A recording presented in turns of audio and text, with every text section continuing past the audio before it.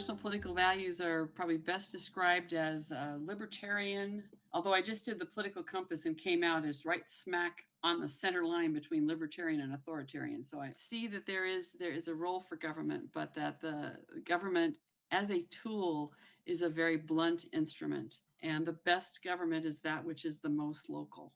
Our county is very conservative. We probably are the reddest county in Washington. I think that the government has responsibility to serve as a safety net and help folks out. I've spent my entire adult life in Berkeley, California.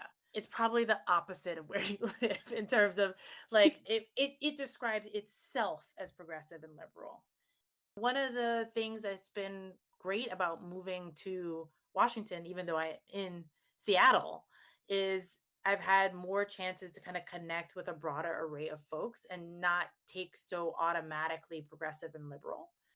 After my 20 years in Berkeley, there was some places of friction. Like I think I was getting frustrated with a sense that progressive and liberal was synonymous with kind and caring, because that wasn't always my experience.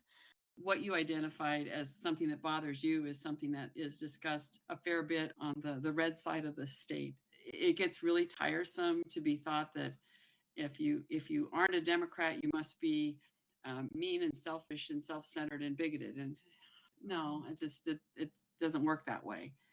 Mm-hmm. But that doesn't mean that those who are on the conservative side are perfect as well. As people on the conservative side can be a little patronizing and saying, well, the Democrats just don't know anything. Yeah. They're living in some bubble where reality doesn't matter.